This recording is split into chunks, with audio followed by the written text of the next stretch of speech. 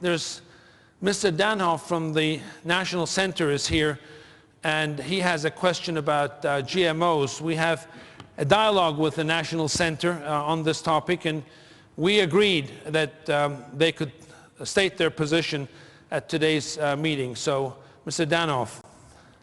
Hello, Mr. Chairman. I would like to introduce Justin Danhoff. Thank you, Mr. Kent. As you know, since last year, representatives from my organization have spoken with the CEOs of many different food and beverage companies on the issues of genetically modified foods. Generally, we have been very discouraged by the industry's tepid response to anti-GMO activists and politicians.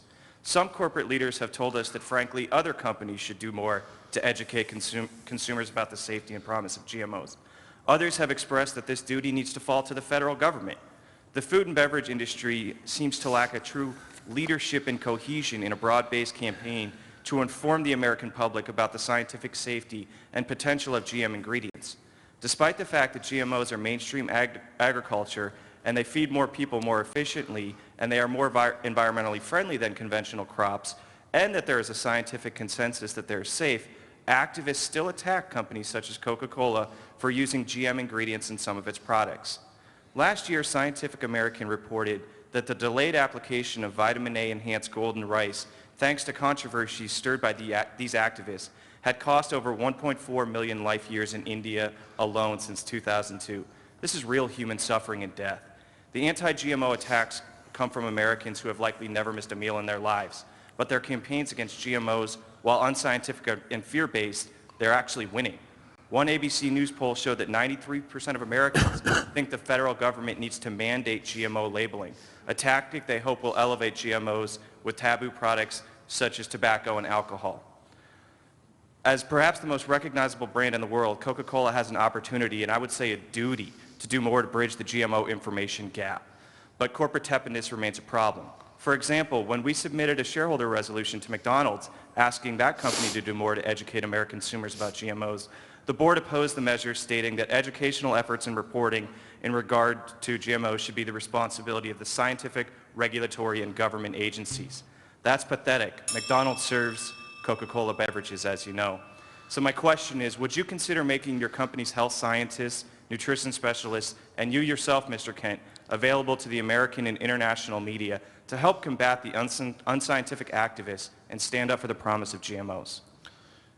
Thank you, Mr. Danhoff. First, we appreciate your question.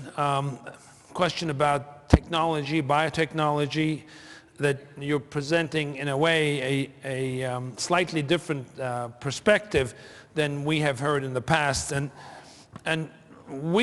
all of us at Coca-Cola, we firmly believe that there is the only way that we can combat some of these matters that you've just talked about is that, again, golden triangle of government, not relying solely on government, though government, business, and civil society organizations like yours, public policy think tanks like yours, coming together and talking about how we can have more sound science, how we can have better science, and how we can collaborate more to make sure that A, consumers are better educated, government officials are better educated, and that we can have a consensus view forward on how to deal with some of these major issues that you have outlined. So I think, we have to understand, all of us, you, we, government, and consumers have to understand